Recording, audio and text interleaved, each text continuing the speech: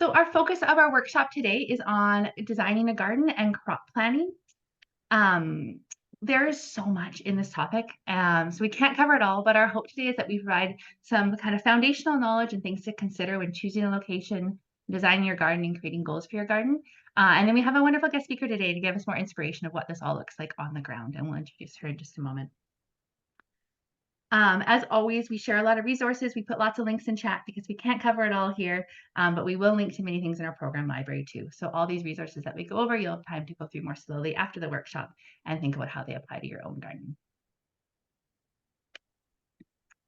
Before we start today, I'd like to acknowledge that I'm calling in for the traditional unceded ancestral territory of the Cowichan Nation and the Halkidiki speaking people who have lived here since time immemorial.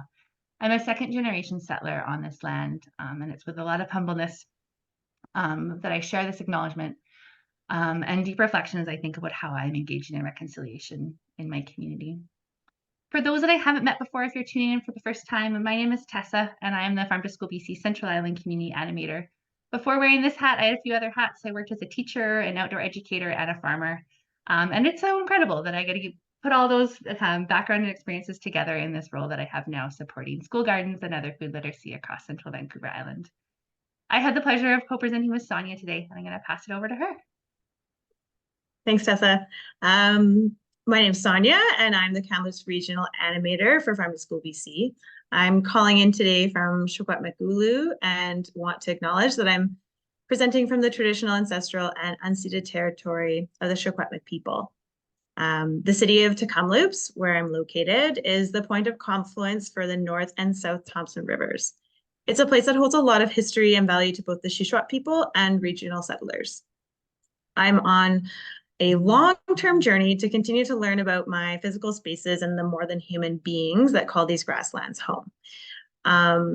Just for context, I'm rounding up my second year in this role as animator, and I love it. And like Tessa, I also have a background in outdoor education and work part-time as a teacher on call. Thanks, Tessa. So before we start, I just want to share a quick background on Farm to School BC. Farm to School BC is a program that brings healthy, local, and sustainable food into schools across British Columbia. We provide students with hands-on learning opportunities that develop food literacy, and we strengthen the local food system by striving to enhance school and community connectedness. Farm to School BC is a program of the Public Health Association of BC and is supported by the province of British Columbia. Our program is led by our provincial team. Farm to School BC is now 16 years old, and the expansion could not be possible without our core staff. So we've got some on the call today. I bow down to them. They're great. They're fantastic. Farm to School is organized into regional hubs across BC, and each is coordinated by a local community animator and supported by a network of stakeholders. So here is a map of our 8 regional hubs across BC. The regional hubs are coordinated by those community animators, as I mentioned. If you don't see your district on this map, though, don't worry, because we're still here to support you. Our organization is growing, and we're happy to support you by connecting you to the nearest animator. There are a few of us on the call. If you want to raise your virtual hand or your real hand, yay, please feel free to do so. Thanks, team. Thanks, Sonia, for that introduction. So let's dive into our topic today without further ado. Our workshop today will start off with Sonia and I discussing garden goals. We'll talk about a few different garden profiles and talk about how we base our garden design with a discussion about how students are going to use that space. And then we'll round that out with talking about crop planning and a quick overview of some of the Farm to School BC resources around crop planning. Next up, we get to bring on Robin Jenkinson, which is so wonderful to have her on our call today for her to show how this garden design and crop planning looks like when it's actually in action, grounded in a school, and the programming that goes on in the schools that she works with. And we'll finish up with time at the end for a Q&A with Robin, Sonia, and myself to bring this into your own situations at your own schools. So like I said, we have Robin Jenkinson coming in today. Robin, I always think of you as the Gulf Island School Garden Guru. You've been working for a long time and doing amazing things in the school gardens in the Gulf Islands. And last year, Robin was on one of our school garden mentorships, and she shared this amazing strategy she has around crop planting, focusing on a few main school meals. And I was really inspired by that. And so we invited her to this month's workshop to be able to tell us more about how she uses crop planting as well as garden design in her case studies on Salt Spring Island. But before we jump into garden design, I want to step back for a minute and think about how we design spaces. It's really easy for grown-ups to design spaces for other grown-ups. But when we're thinking about school gardens, we really want to keep children at the heart of it, at the center of this. As grown-ups, I know my first step when I'm thinking about designing a space, I think straight to the built environment. How am I going to shape my beds? What materials am I going to use? What's my budget like? What's the sun exposure going to be? How am I going to work that within policy? And I straight jump to that built environment context and all the constraints that I might have. But I encourage us instead to start with thinking about how are students going to use this space? What's it like for a student to move through a school garden? How do kids interact with outdoor spaces? I encourage you, if you have a garden at your school or a garden nearby, take a look, like just observe for a while. See how are youth engaging in that space? And it's likely very different than how an adult would use that space. I also encourage you to engage youth in that design process. And Sonia will share some tips later about that. So if we're hoping one of your biggest takeaways today is just really grounding, starting in this place of how are students going to use this space, how are students going to engage space, and then working backwards from the design to the built environment and the capacity and constraints. And hopefully when you consider those three factors, there's a sweet spot in the middle where you can envision students in the space, it aligns with your capacity and constraints, and you can build that environment to support that use of that space. I'm going to pass it over to Sonia now to chat a bit more about different ways to design school gardens. Thanks, Tessa. Yeah, so when we're thinking about designing our spaces, we want to think about how we're going to use them. And when we're doing this, we're reminded, and for myself, I'm reminded as a teacher to think about some elements of backwards design. So for me, the big question is, what's the project we want to create at the end of this process? And to do this, we might have to think outside the garden box. Okay, that was a pun. Yeah, like what are we hoping to do? Are we hoping to attract pollinators so that we can cultivate plants that can highlight seed saving because we have an awesome seed saving opportunity in the fall? Are we trying to learn more about traditional uses of Indigenous plants to loop into some of our teachings and learnings and perhaps some really special festivals or celebrations? Do we want to grow a pizza garden to support our end of year school celebration party? These are just a few of the things we might want to consider or reconsider when we're thinking about our spaces. Thanks, Tessa. So here we go. We want to take a moment to profile 3 common garden types that you might be considering. And just to echo Tessa's mention of our worksheet in our program library, all of these profiles are highlighted in worksheet number 2. It's a big worksheet. It's got lots of pieces. So in this worksheet, we give some design considerations for all 3 of these profiles. So I'm just going to show you like a little element of what these profiles look like. So for example, we have perennial gardens. Some of us might know the benefits of perennial gardens. If we plant them, they will come back again the next year. They're really resilient and they're low maintenance after the first year. And so then attached to perennial gardens, you'll see on our worksheet that we have this like high level design overview, just some key elements you might want to consider when putting in one of those types of gardens. Thanks, Tessa. And I can't fail to mention this amazing resource when I'm talking about perennial gardens. This was developed a few years ago in collaboration with Farm to School BC and a few Indigenous school partnerships across the province. Happy to boast that one here in the Kamloops region was highlighted.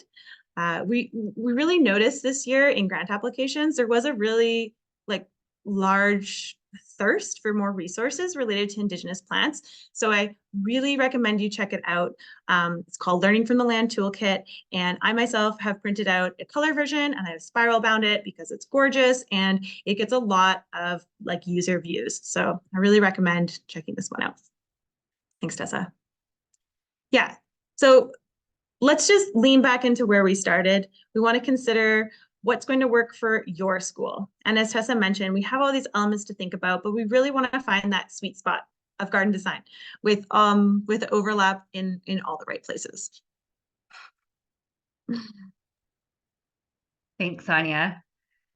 Finding that sweet spot can be hard, and there's lots of conversations that go on in school garden committees trying to weigh out all those different considerations. And like Sonia mentioned, that worksheet number 2 starts off detailing different questions to work through with your school garden committee around trying to figure out what are the goals, what are the visions, how do we want students to use this space, and then working from there on that design. So check it out. Speaking of that worksheet also includes checklists around location and site considerations when designing a school garden, which is what I'm going to get into next.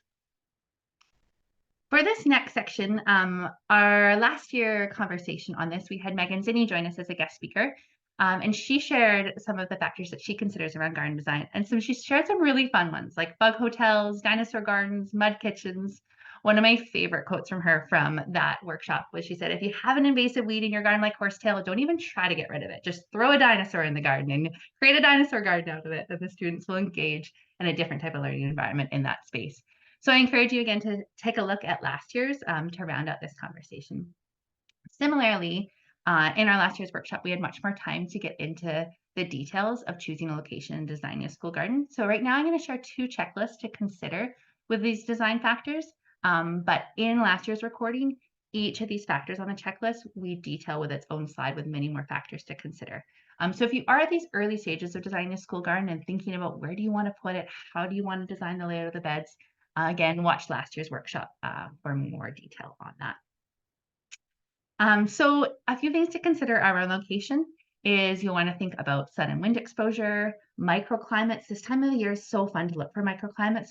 Depending on if you have frost or snow in your schoolyard, you can really take students out to observe where's the snow melting first, where's the frost disappearing first in the morning, and study the microclimates. You want to think about water access, especially in the summer. Vehicle access is often forgotten, but so important in these early building stages. Think about soil. Can you either bring soil in or is the soil on site usable? Think about visibility too, which really plays into how do we get engaged the schoolyard and as well as the community in this garden, and how do we protect it from vandalism as well. So all those location checklists are detailed more, both in the worksheet as well as in last year's presentation. So you can take a look here. Take your time at this stage. Observation is so important. School gardens are really hard to move. So maybe your school garden takes a couple more years to build, but you've really considered all the factors around location and put it in a spot that works best for your schoolyard. When thinking of a spot, I want to encourage you to think beyond the schoolyard. Perhaps the best spot for your school garden isn't actually on your schoolyard. This is an example of a school in Nanaimo, and they've actually built their school garden on the city-owned boulevard that skirts around the edges of their school field. And they have a really wonderful interplay between the city of Nanaimo, the neighbors in the area, and the school in creating and maintaining that school garden. They also have a community park down the road that they've extended their garden into. So really think beyond just the schoolyard and how can you get creative. If your goals are engaging students in outdoor learning and food literacy, there might be some other options you haven't considered yet. In terms of garden design, we have another checklist for you here. And again, these are detailed more last year and again on the worksheet. But when you're thinking of garden design, think about garden layout. How are you going to lay out the beds? What types of beds are you going to use? There's lots of different opportunities there. How are you going to use your pathways in that space? How are students going to move through that space? Perhaps you create a pathway and then notice they just always cut through a garden bed. So how can you change the traffic flow in the garden? How are you going to put gates in to encourage the entry and exits of the garden? Thinking about accessibility, thinking about fencing. Sometimes that's dictated by district policies. Sometimes you have a lot of options there. And if you are able to irrigate, thinking about how your design impacts irrigation as well. Another thing when you're thinking about design, you want to think about accessibility and inclusion. How is your garden welcoming and inclusive of the littlest learners all the way up to the elders or seniors that might be visiting your school garden? How can people with diverse abilities be able to be hands-on in the garden alongside other learners? So you'll be wanting to think about how's the path made, what materials, what width is the path designed with?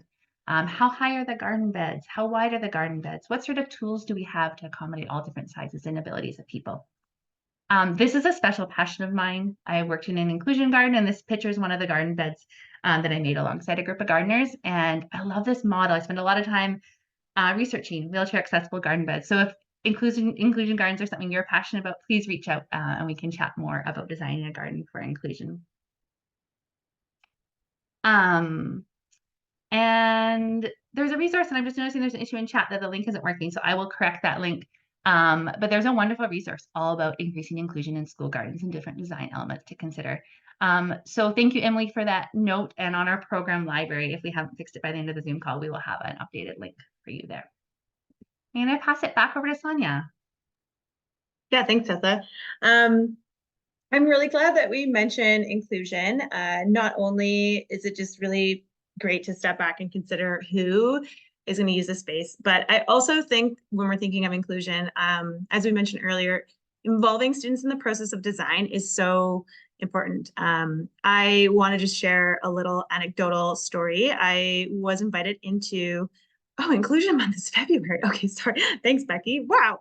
I was invited into an elementary school here in Kamloops, into a grade 6 class, and I was invited to speak about food security and also like address the concept of a commons. So we talked about both those topics, and then we broke into small groups, and I asked their group to design a space that could be a commons for their community. The only things that were like the barriers around this assignment was that they needed to consider water sources, how it could build community, food production, and accessibility. And it was so fun. Like I don't know, just like giving like some parameters and letting kids just like create whatever they want was it was amazing. And what I really liked is there was this like interplay between different subjects that just like naturally manifested themselves. So we were talking about ADST, like we didn't build at this moment, but we were talking about all the things we could build together. We were looking at like volume and measurement and scale and like seeing how that actually fit into the space we had. Science, physical movement. My favorite piece that they created was they turned a bike rack into a tomato rack, which was hilarious. Yeah, you can go to the next slide, Tessa. Thanks. So we just want to remember that we want to keep it simple, start small, and you can plan big, but start small. And that's going to move us into our last section before handing it over to Robin. So what I'm going to do is I'm just going to give a summary of some crop planning resources. So here you'll see two of my favorite resources. Everyone, Tessa's favorite resources too. We have our crop cards and we have our regional crop planning chart. So the first one we're going to look at are our crop cards. Our crop cards are awesome. They are beautiful, and it's kind of like the back of a seed packet, but 2.0 version and really kid friendly. So the front, left-hand side is the front, and then the right-hand side is the back. And it also includes a couple prompts and activities to think about that you can actually do with students in the classroom. And the next resource I love is modeled off of the West Coast Seeds Growing Guide. But what we've done is we have highlighted crops that actually can be grown within the school season. I did this to Tessa earlier. Like, my mind is blown how amazing this is. They've been like beautifully curated, and I really encourage you to print these off from our website and pass them around to any school growers you know. Super valuable, really beautiful, and well thought out. Okay, so you have the tools you need. You have lesson plans, curricular connections, this fantastic webinar, but where do you grow from here? You want to consider a couple things. So you want to consider your growing location. What are the last and first frost dates? How much light is in the garden? How much space do you have? Are your seeds planted inside or directly in the garden? Do you have indoor space if you're starting inside? I just want to draw your attention to the plant hardiness zones. I'm sure some folks may know these already, but they're fantastic because it's like a common language between gardeners and farmers, that you understand what crops will be appropriate for the variables that are considered within a hardiness zone. You can find a lot of these resources online, so just take a little gander. You want to also think about what you want to grow here. Consider your choices within the growing conditions.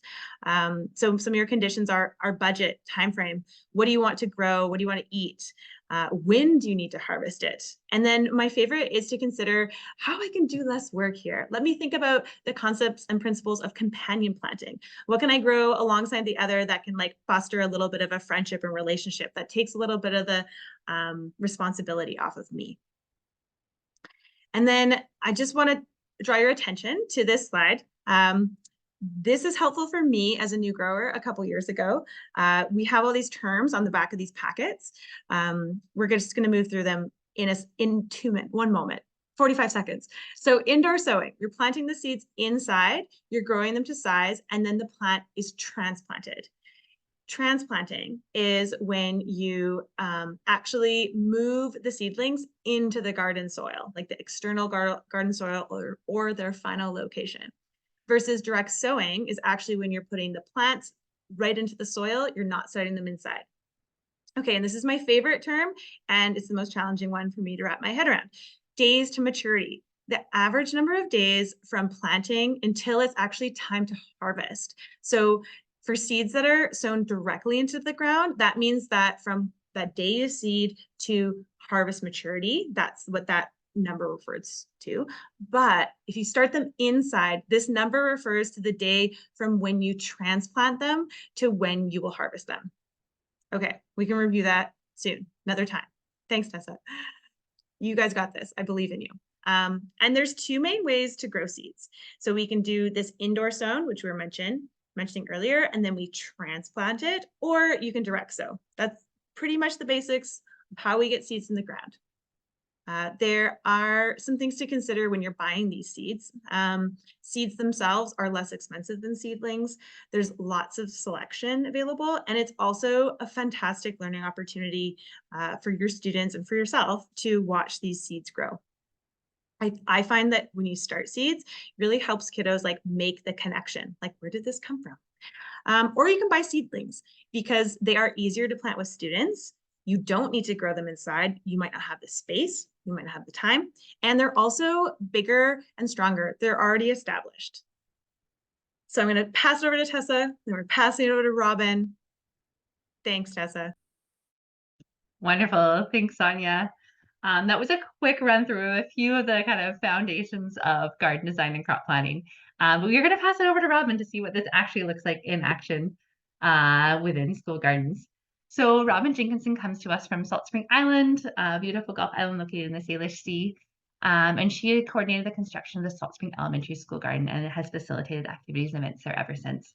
Robin has a background in botany and biology and completed 3 different school garden education certificates, organized numerous sharing circles across the Gulf Island School District for school garden champions, and continues to help fundraise and support these school gardens. Robin's also a Wild BC facilitator with the Habitat Conservation Trust Foundation. And so it's wonderful to have Robin here. She has a beautiful slide deck full of inspiring pictures from Salt Spring Island Gardens. And so I'm going to stop share here and get Robin to pull up her slideshow.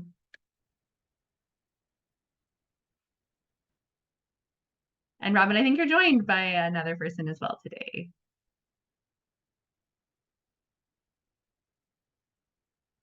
All right. Hi, guys. I am Robin Jenkinson. This is Jordan Pastor with me. She has been doing garden activities at Salt Spring Elementary this year and this past summer. And she has a background in parks, outreach, program design, and environmental science and things. And so it's been such a pleasure to work with her. So I am excited to share with you. I mean, really, I wish that we could go around and introduce ourselves. I see Shauna Anderson from Galliano Island here, and I recognize a number of your names. So anyways, maybe put in the chat if you can where you're logging in from. It'd be pretty neat to see. All right, so I have a little under 20 minutes to just run through these slides and share a little bit about, let's see, this worked last time. 5. So, and share a little bit about what's going on at Salt Spring Elementary in particular, and a little bit around the Southern Gulf Islands, where I've had the opportunity to visit other gardens and help fundraise for them and share our successes and challenges. This all started, like for some of us out there, when my kids were in preschool and I had a little extra time and wanted to see them connecting with the soil and growing things and nature in their schools as well. So once my youngest went to Salt Spring Elementary, there was no school garden there, and a whole bunch of us parents worked together and designed one and constructed it. And then I got even more interested in all of this, and my background is, like they mentioned, as a biologist, and in particular, sort of managing projects to restore habitats for salmon and raising giant amounts of money to do so through grant writing and other fundraising. So I continued on this vision of trying to get the school garden funded, built, maintained, and some type of regular activities for all the classes in the garden, and went out there and learned some stuff. Mainly, it's incredible the work that's going on all across North America. I've visited school gardens all over the world now, and I'd love to talk more about all of those at some point if any of you want to. And of these resources, I would most highly recommend Teaching in Nature's Classroom. It's an online free course offered by the Wisconsin School Garden Network, and they're doing another round of that starting maybe this fall. And so you can just put your name down for that. But all of these are really wonderful, and the Farm to School Conference obviously is amazing, and all the other things they do. So this is a resource that I want you all to download if you're at all interested in school garden design. It is basically like the slideshow. And so I don't have to do the slideshow about design because you can just read this document. And what they have here is that they have basically talked to teachers all across California, which is arguably way beyond us in terms of school garden, established school gardens, funding school food, things like that, funding teachers to actually do this. And so they come down with their top 10, and then they go into detail for each of them, pros and cons of different design features, like for your seating, do you have different benches of different colors? So you can say like, all the ones go to bench red or whatever, and different suggestions on the garden agreements, which are really helpful to have like your rules. We have rules that you can count on one hand and go through them at the beginning of each session, but there are lots of different ways to do it, and this resource is the bomb. I thought I would just show pictures really quick of what the school gardens at Salt Spring Elementary look like, and then I can always go and show more from our schoolgarden.ca blog and website that has photos from different gardens across the Gulf Islands. But this is the sort of challenging hillside that we decided to grow food on.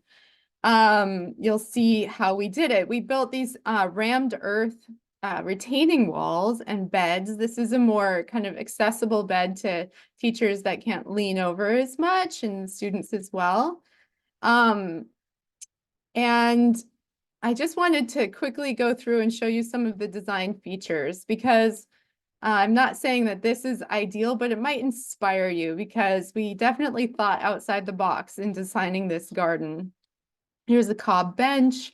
It was really useful for the Strong Start program because it had so many textures and hidey holes that some of the kids with different ways of seeing the world really loved interacting with it and playing with it and climbing on it.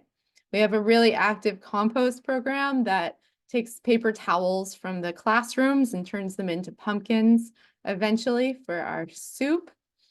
This is showing how the hay bales are just so versatile and useful, whether it's to create a bench, a lounge, or let's see, our terraced hay bale garden slopes that are essentially a parkour course for the students. They're angled so they don't roll out, and so far so good.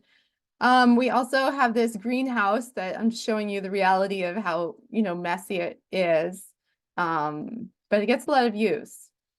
Lots of perennial herbs. So when I go into the simplicity of our crop planning, we also have different perennials. Here's a canoe that we filled with herbs that can sit out where the deer have access. A couple farm stands that the kids just love filling up and standing at the end of school and selling stuff. Not really selling it, everything's free, but giving it away. Native plants. Signage is really great. This was, here's our Clael, our camas bed. We have a native plant garden here at the Haichika Welcoming Figure. We live and play on the traditional unceded territory of Hulkaminam and Sinchothan speaking Coast Salish peoples. And so we have lots of partnerships with wonderful knowledge keepers and artists who help our students try to understand this moment in history in this place. There's a lot of eating. So that's where I really love camp stoves and, griddles and things like that. Basic knife skills. That's something that course teaches, which is obviously very helpful. There's just some cute pictures of some of the activities. Rainbow rocks, very, very useful teaching tool. And the main thing is that we wanted our children to enjoy learning how to grow food, eat food, but also just be in the garden. So we created play spaces. This may not work for all your school districts with all the restrictions. Somehow we got it happening here. Mason bee hives and nests, bat boxes, bird boxes. There's a lot of push, and it works for some people to have these sort of synthetic growing systems going on in the schools, but it didn't really work well for us. What we decided for the winters is just to hatch things, because we have lots of people that will buy all of those quail or turkey or ducks or chickens. And in fact, we had school chickens before COVID hit. So a lot of things for all of you, I'm sure, basically died with COVID and are just starting to recover.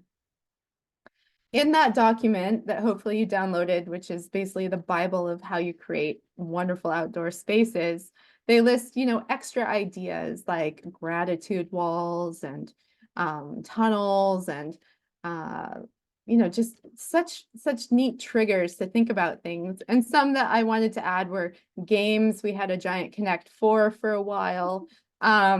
Rainwater catchment, of course. Lots of gardens, like Pender has a pizza oven, and I think Galliano has a lovely sundial, thermometers, etc. So I don't want to take too much of your time, so I hope I'm not going too quickly through this. But does anybody have anything they wanted to ask about on this one? Yes. Mir Kranhoff has Firewall. That's so cool. He was your mentor, Chile. But his son, Joss Kranhoff, led the work parties with all the different families to build the rammed earth. And of course, we embedded, magical quartz crystals and blue glass and shells and things. Oh, nice. From Smithers. Right on, Shauna. Yeah, he's super fun. Okay, so I'm gonna just transition into, I have to open the chat to see stuff. Okay, do you have experience with this at a high school level? Okay, so here on Salt Spring Island, if you ever want to have your mind blown on school gardens, come visit our high school. I have nothing to do with our high school. This is all Chef Mark Kilner and amazing community volunteers, and he will hopefully be in the mood to show you around his hydroponic, aquaponic, outdoor beds, and summer food cart where students sell salad bar all summer and make money to reinvest in, fizzy water machines to keep pop out of the school and whatever. I mean, it's incredible. But yeah, Chef Mark Kilner at Gulf Island School District. You babysat Joss right on. Okay. So the second half of the presentation was crop planning, and I really, really appreciate all that Farm to School BC has done for the crop planning. Matthew Kemshaw made a great guide. It's very simple to look at. It's on their website. But we kind of made it even more simple for our school and just decided to focus on 2 all-school meals per year.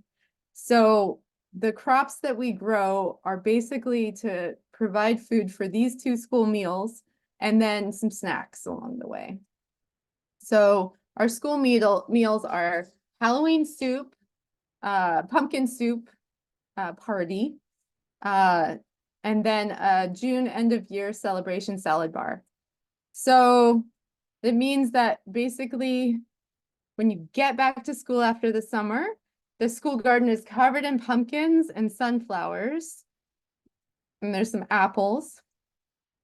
And there's some popcorn, it's not quite right, and some potatoes. So then you get to move right into this luscious, abundant garden because you had a timer and soaker hoses on it all summer, so you didn't even have to deal. And you just show up and it's covered in beautiful pumpkins. And then you do different activities, maybe pop some popcorn, eat some sunflower seeds, and then all of a sudden it's Halloween and you're making soup with everyone and everybody's contributing. So I'll show you more about that meal. Then after you harvest the pumpkins and the popcorn, you plant in their place garlic and fava beans for the winter in November. So it's just 2 things. With garlic, there's different ways you can integrate math, estimation of number of cloves, and depth and different things. And then if you'd like to add some indigenous plants that are, arguably the most important source of carbohydrates aside from animals and fish, camas is lovely to plant in the garden in the fall.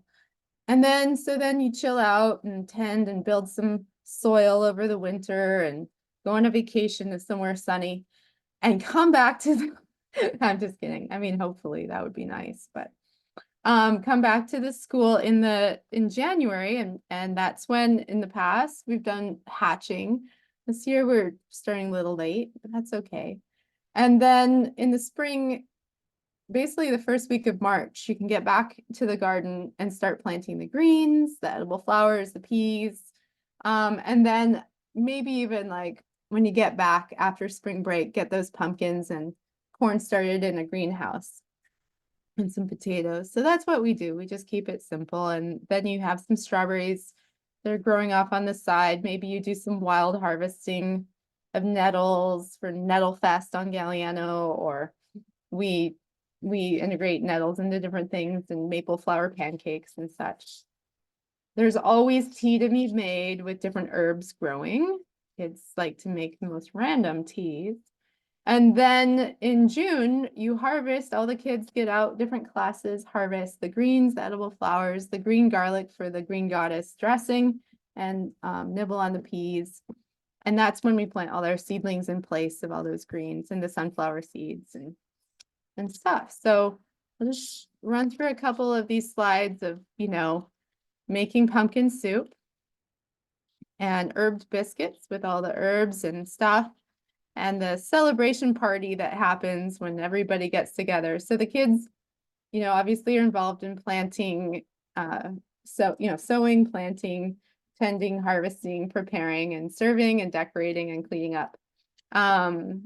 But we do need a good handful of parent volunteers to keep things clean and running as well. Here are some fun photos from this year of the pumpkin soup lineup. We also have bicycle blenders that we use to make smoothies with lots of good ingredients, and sometimes the salad dressings. And here, the most important thing is to have a DJ at every all-school party. So luckily we have DJ gnomes in the house and different dance parties. All right, so that's our Halloween harvest lunch. We picked all the pumpkins and popcorn's out and stuff, and we planted the garlic and favas. And then the whole spring has gone by. We've had farm field trips. We've had Indigenous elders come and share. We've had stories. We've had, explorations of mushrooms and the random ladybug that lands on someone's sleeve. And then we have the June harvest salad bar celebration, where they are able to cut so many greens, get everything ready for an end of year celebration. Sometimes we add a stone soup if we don't have enough greens, where everybody has to bring some, doesn't have to. Everybody's invited to bring something from home and it all goes into a soup. And here's some photos of the fun. And then you relax, enjoy. So I may have gone a bit fast. I didn't get the 5-minute warning, but I just want to express the gratitude for all of this, that it wouldn't have happened, obviously, without incredible families and community, and probably most importantly, an extraordinary principal at this school. But all across the Gulf Islands, there are active veggie gardens in every school, and there have been volunteers and teachers and staff and community making this happen for over 30 years. So we're just one moment along that timeline. And it's just such a privilege. People say, oh, you're doing great work. But the obvious truth is that we're all getting as much out of this as we're putting into it. And that is what's important. And the kids too. We heard so many stories from families during COVID, like, oh my gosh, my kids showed me how to build a compost bin. My kids showed me how to plant potatoes. My kids showed me all of this stuff. So I know there are many reasons that many of us are doing school gardens. And for us, part of it is also building, greater food security on this island, more resilience in the face of climate change, and a deeper connection to the earth and this land, so that they may be better environmental stewards in the future. Let me Robin, you're doing close great. this. Can you hear me, Robin? Yeah. Okay. Yeah. No, you're right right. on time right now. Okay. Great. You can make me stop sharing, maybe. Can you? How do I do it? Oh, stop share. Got it. There we go. All right. Here we are. Ah, that's awesome. And I'm noticing the internet connection looks a little bit choppy from your end, unless that's just me, but I can still hear you good. And I have a couple questions lined up for you. So can you still hear me okay? Yeah. Okay, great. So you answered Shalee's question about if it was the mayor, and you also made mention of the high school experiences. I have someone wondering how you built the Cobb bench. Yeah, I don't know if you've seen the BC Mud Girls Collective books out there, but a number of them live on the island and have kids. And so, yeah, Molly Murphy came and did a workshop for us and the kids in the community on how to build with cob, and we all got barefoot and made it happen, and along with a mosaic artist. I mean, not all of this is possible everywhere, and it feels overwhelming to even think about one of these projects, probably. And it just has to be the right alignment of people. And then otherwise, what's the most important thing? Children being outside. I mean, does it matter if they have a beautiful cob bench or decorated space? Like, are they outside with hands in the dirt, right? So good job making that happen. Robin, we have a Cobb pizza oven next door on the next door property, and it was the Mud Girls who came to do it. Like, they came all the way out here in the interior. It was really awesome. We have someone sharing that 4 other students from last year were attending SSE and in the French immersion program, and they were assured that they'd be going to school with a great garden, and they reported back about the pumpkin soup. Woohoo! Yeah. And then there's a question in our Q&A, and it's a big question, but I can answer it. It's from, I believe I'm pronouncing this Rara or Rara. They're from Bali, Indonesia. Welcome. How exciting. Beautiful space you have in Bali. And it says, I'm curious about school in Canada, whether gardening is part of daily, weekly, monthly program. For example, does a school allocate 1 period or maybe equal to 1 hour every week for gardening? Or do you do it at recess or break time with kids? There's a mention of like a struggle with time allocation and scheduling and lessons. And so maybe Robin, maybe you could tell us how you loop in gardening into your daily or into the school's like day situation. And I'm happy to kind of like give a like BC wide But if you want to. Yeah, and I also participated in this school garden support organizations interviews all across North America, where we interviewed all these school districts, say, how often, how do you support these people, and got lots of different models out there. But I guess the answer is that Canada is way behind a lot of other countries. Not only are we the only G7 nation without a universal school lunch program, but specifically in BC, there's zero allocation for school gardens, as far as I can tell.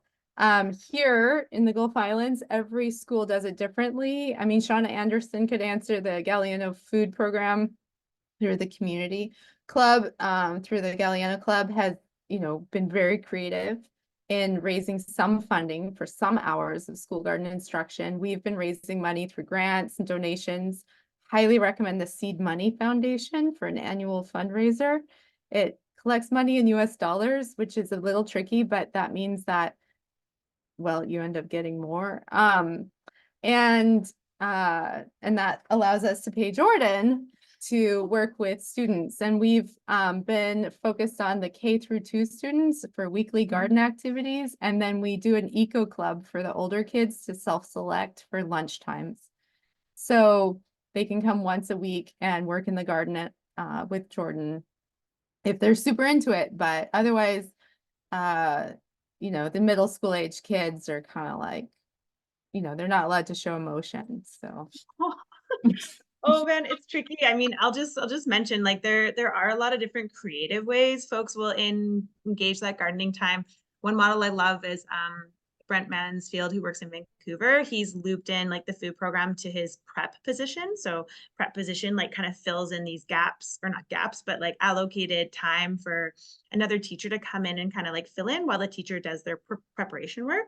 That's really beautiful. I also see in the chat that there is a HS, is that homes? No, home ec, home. Oh, I don't know what HS is. There's an HS teacher, and they use the last period and block for the HS students twice a week for 1 hour, and then they can stay longer. Oh, after school if needed. That's a lovely strategy. Do it at the end of the day, and then they can like stick around.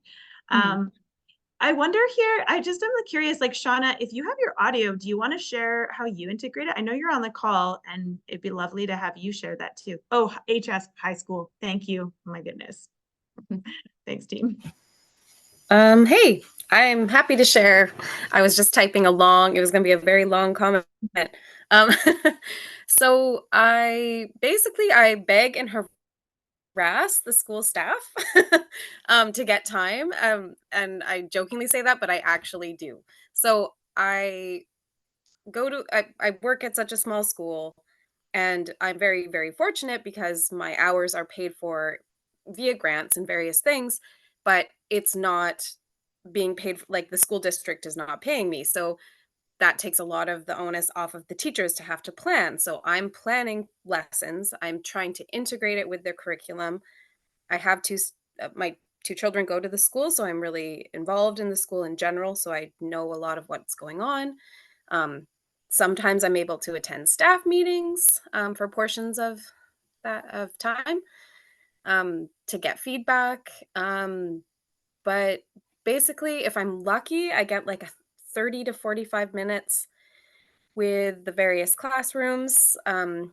This year it has been a little bit more challenging, and I've had it with like the entire classroom coming out with their teacher and their EAs, but in those instances we'll like tackle a big job like collecting maple leaves to mulch the beds or harvesting something together. But usually last year I would do smaller groups for shorter periods of time, and we would focus on doing like tasks together or something really play-based. And then of course we come in like when my 2 other coordinators from the food program come, we do events at the school, like our Nettle Fest that's coming up. So that like takes a lot more planning, and I also call on parent volunteers a lot to help me out, and other community members to help me out with maintaining the garden.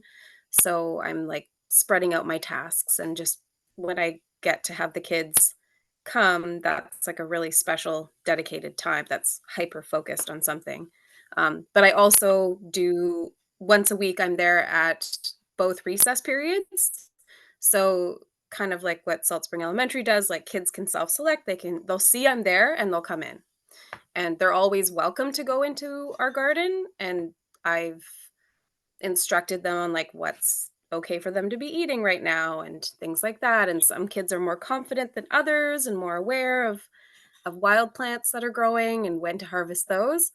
Um, but we're pretty fortunate because the kids are, free ranging basically in there. And then there's one day a week that I'm like helping to guide them, or we'll work on something together, or we'll, check on the garlic and measure things, or, there's lots of open time basically. Oh, thank you Great. so much, Shauna. Do you also just want to say where you are? Sorry, I was like, Shauna, Oh yeah. know where you are. I'm on Galliano Island. So in Robin's first slide there, she had a beautiful map, hand-drawn map of the Southern Gulf Islands. So I'm the long, skinny island that's next to Salt Spring.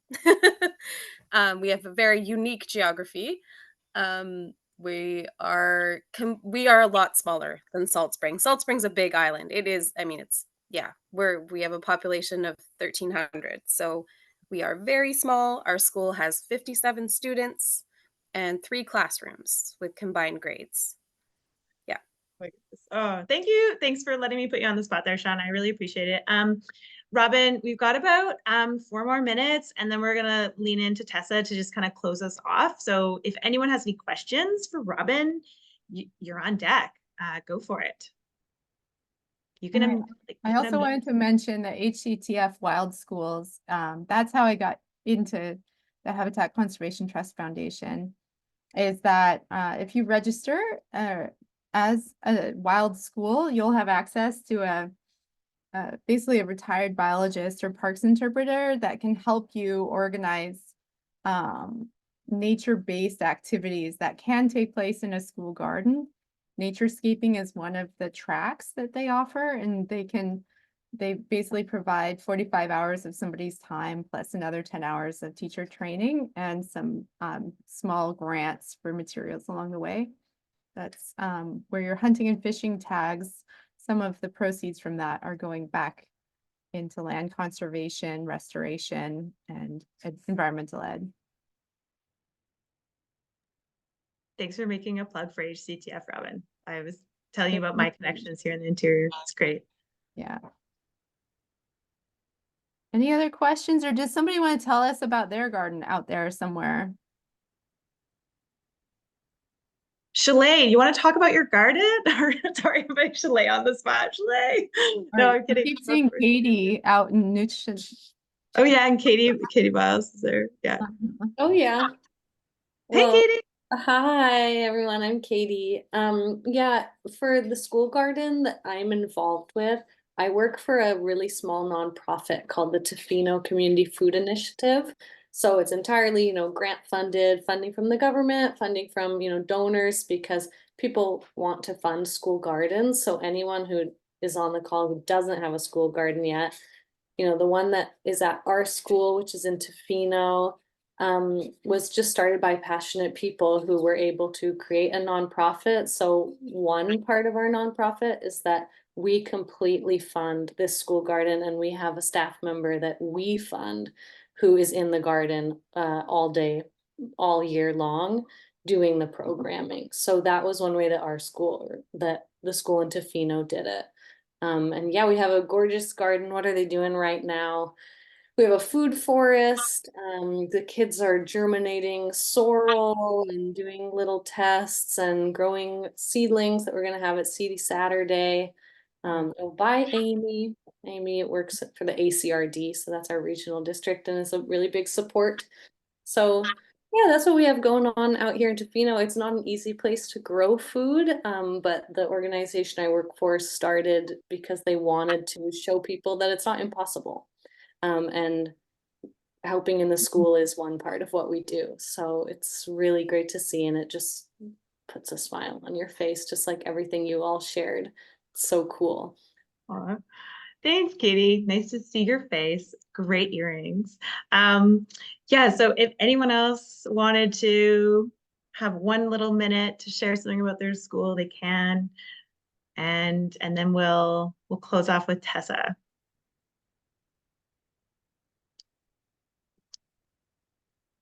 Oh, okay, great. Oh, Shalay. Yeah, Shalay. Sorry, I had to find the unmute. So, yeah, thank you so much for all you guys' input. This is awesome. I work primarily with Indigenous food sovereignty programs in schools here in the interior in Kamloops, to Secwepemc, and work with Sonia. Well, we haven't worked together a lot, but we will. So I've been working with Jenkinson Indian Band for about 7 years now on their really growing and huge project that's turned now into a farm, and we have a food forest, and we have a school garden, and we just got a very large grant from the government 3 years ago, and we put in a root cellar, a major water harvesting system, and we're now building a food hub. The problem is succession and continued funding with for my position and or everyone who I've tried to train to take over my position so that I can go to Peru and travel and maybe semi-retire. I I act as more of a mentor at this point. So yeah, because we're Indigenous schools, I also work for Scalep School of Excellence in Kamloops. And what are you throwing up there? That's a really old design. I just had this. I had it, and I know it's old, but it's beautiful. That was the original concept design, and it's changed a lot. I know it's changed. Yeah. I'll take it off, but yeah, it was beautiful. Yeah, so our projects have grown a lot, and we're just struggling with capacity right now because we're not really part of the school district. We have to rely on community support, band support, and that can get really challenging. So we're kind of at a bit of a standstill right now. Unfortunately, we have a lot of infrastructure and wonderful plans. It's just how to keep it going. I've done a lot of the things that you guys have mentioned as far as engagement in community and engagement with the kids, which is my passion. I wish I could just be out there every day with them, but there's food to plant and greenhouses to run and stuff like that. So yeah, it's just right now a dedicated garden or farm mentor is really needed at both of these projects, and I end up hauling straw up and down the mountain all day long. Oh my goodness. instead of that. So thank you, Shalay. Thanks for letting me put you on the spot. No, I love this no problem. story share too, because we're hearing successes and we're also hearing challenges. And the more time we can take up space, just addressing what we need, it's so important. So Tessa, I'll let you share the screen for the last couple slides and then we'll log off. Thanks, Sonia. Thank you, Robin Jenkinson. It was so wonderful to see all those pictures from Salt Spring Island. And again, your annual cycle for that crop plan, for me, just seems like such a wonderful simplification of how to really engage students in the end result of eating the food throughout the year and keep it simple enough that we don't have that burnout that's so common in school gardens. So thank you for sharing that. And I was thinking about the north. I'm also on the island near Salt Spring, and so that cycle works really well for down here. But I'd love to hear from some folks up north. How do we do that in our northern areas of BC? Have those annual cycles as well. But yeah, a huge thank you to Sherry and everyone else as well for sharing their stories. Our next School Garden Mentorship Workshop is Tuesday, March 5th. There is a link to register in the chat. In that workshop, we'll be talking about indoor growing, how to start those seedlings inside, and also getting outside and actually building the garden, what materials to use, how to go about sourcing materials, and how to engage students in that process too. And as always, we have our mentors this year sharing their stories. So we'll feature a few mentors in March workshop. We'll see what this looks like on the ground in the schools and in the community. I really appreciate this conversation at the end about capacity and hearing about all these community organizations helping out, finding funding, finding ways to make it work. And it is such an interplay of community, of schools working together. I put a link in chat about the prep teacher position that Sonia's talking about. I think that can be a real solution in BC to getting more capacity from the school district level for public schools to have teachers engaging in this work. Just like a librarian, but they work in a garden librarian. So take a look at that if you're looking at ways to build capacity within the school district. So just thanks everyone again for joining us. We hope to see you back in March. As always, a recording as well as a copy of our slide deck will be posted on our program library in the next couple of days. So check that out and look into more detail about all the resources that we shared today. I hope the sun's still shining. The days are getting longer. So enjoy that little bit of daylight that we have before you move into evening time. Take care, everyone.